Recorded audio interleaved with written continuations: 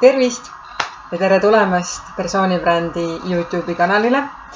Kas sina tead, kes on Jaan Elken või Mirjam Hinn, aga Picasso, Tanel Veenre? Need on kõik nimed kunstnikest, erinevatest stiilidest, aga siiski kunstnikest. Ja täna ma tahangi rääkida sellest, kas ja milleks ja mis on bränd või persoonibränd just kunstnike vaatenurgast. Mina olen Liisi Toom ja olen persoonibrändi agentuuri asutaja ning persoonibrändi blogi pidaja. Ja nõustan siis oma töös eksperte, kunstnikke, ettevõtjaid just sellest, et kuidas nemad saaksid kujundada oma elu, olla ise nähtavad oma oskustega ja oma stiili ja tegemistega just nendele, kellel on vaja. Ja see küsimus, et kas kunstnikel on vaja ka oma brändi luua, tuli minu järgijatelt ja soovin siis sellele vastata. Olen ise teinud koostööd päris mitme kunstnikuga väga erinevatest valdkondadest ja esmalt tahaks öelda, et nagu ikka, persoonibränd on neil kunstnikel enamasti olemas. Eriti kui sa oled juba 5-10 aastat tegutsenud, siis paratamatult see kujuneb. Ja mis on just kunstnikel ilmselt selline eripära, on nende mingi visuaalne väljendus, visuaalne stiil. Ehk siis me tunneme ära, on see siis näiteks ehtekunstnik, keda ma mainisin, Tanel Veenre. Ilmselt oled ka sina näinud selliseid ühevärvilisi kõrvarõngaid, mis on hästi iseloomulikult just Tanel Veenrele, mis mingi hetk Eestis siis läks täie buumiga oli populaarne, et igal ühel oli see kõrvas. Ja see just ongi kunstnike puhul eriline, et mingil hetkel sa tunned ära nende stiili. Ja see on justkui nende trademark, nende kaubamärk, nende bränd. Ei saa öelda päriselt visuaalne identiteet, aga just midagi, mille järgi neid tuntakse ära. Ja teiseks on loomulikult nende enda elustiil, millised nad oma eraelus, oma töös, oma kires, millised nad on, kas nad hoiavad tagaplaanile, kas nad on elumehed, et ka nendest räägitakse siis palju lugusid, aga eelkõige on nähtavamad ja sellised silmapaistvamad, võib-olla need, kellel on mingi lugu, kellel on mingi püüe luua oma töös midagi eripärast, teha seda uuel viisil, tuua uued tuuled, kas maalikunsti, teha uut moodi heli, leida uus tehnika klaasile. Et just see on see, mis teeb tavalisest kunstnikust mõnes mõttes eripärase, see, miks nad silma jäävad. Ja kunstnikuna ma usun, et kõik need, kes loovad midagi ja me võib-olla praegu räägime rohkem sellist visuaalsest, ehtekunstist, maalikunstist, muusikast, siis ükskõik tegelikult, kes loovad midagi, kirjanikud, et need, kes eriti tugevalt silma jäävad ühel hetkel, nad ei pruugi kohe 15 minutit sellest feimi saada, aga nende tööd tavaliselt on väga läbimõeldud, läbi katsetatud, nad on palju vaeva pannud sellesse ja seda läbi aja. Ja see on just see, mis nende brändi kujundab. Nad ei ole lihtsalt kopeerijad, kuigi ka Picasso on öelnud, et lihtsalt tuleb kopeerida vahepeal paremini kui teised. Siis me kõik õpime alguses kuskilt, aga ühel hetkel see meie enda bränd kujuneb sellest, mis me juurde paneme. Et loomulikult keegi ei saa päris ilma sellise kas formaalhariduseta või raamatute tarkuseta, aga me teeme selle omaks läbi siis enda nägemuse, enda sellise katsetamise.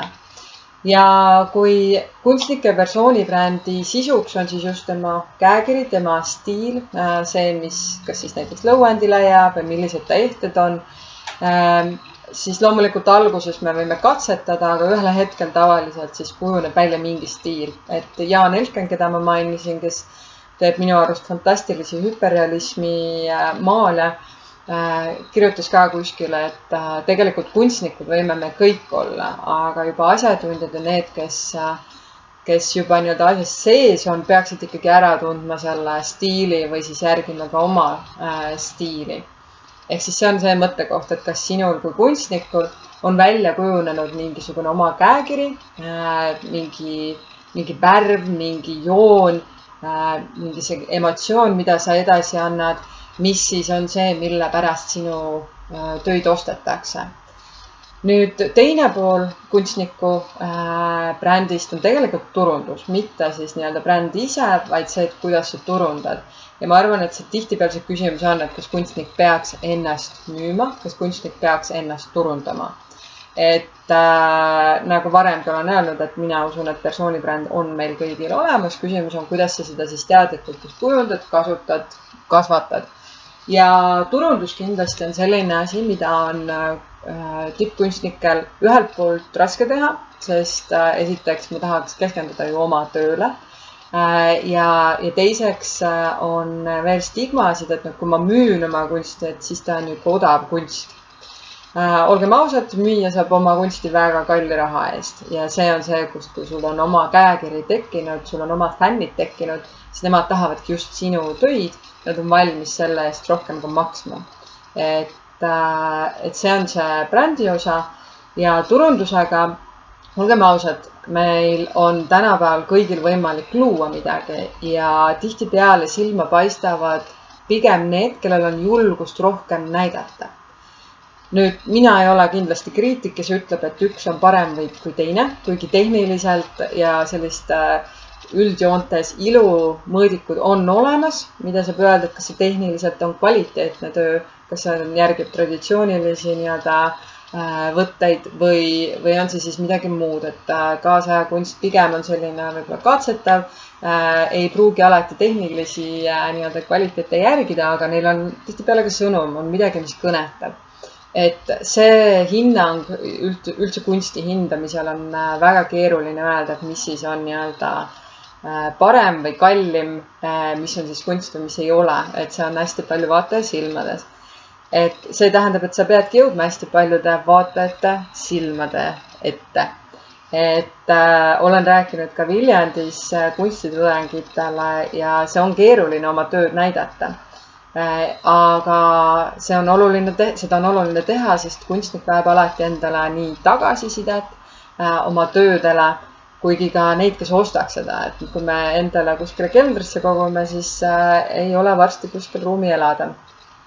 Ja kunst peab olema ka voolav, seda peab kogu aeg juurde saama teha ja selleks on sul kliente vaja.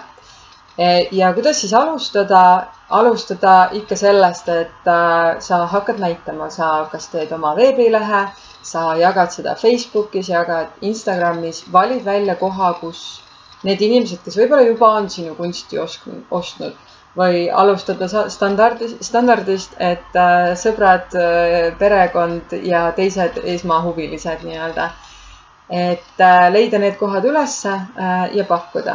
Sa saad kohe alustada selle otsustamisega, et kas sa hakkad osta.ee keskkonnas müüma, et üldiselt seal on odavam, aga jällegi kõik on lõpuks selline otsustamise küsimus, et kas sa tahad kiiret raha teenida ja müüd odavalt või sa tahad kallilt ja väärtuslikult nii-öelda oma pakkumist teha.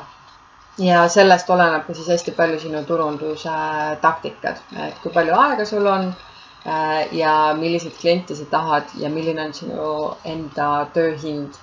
Ja see on juba pikem protsess, see tähendab läbimõtlemist, see tähendab sinu sõnumeid, sinu strateegiaid, aga see kõik on tehtav ja minu sõnum ja soovitus on see, et hakka koguma, hakka salvestama oma töid, sealhulgas ka igasuguseid sketše, proove, et kunstihuvilistega oleme siin rääkinud ja on soovitanud, et miks kunstnikud ei näita seda, kuidas nad jõuavad oma lõpptulemuseni.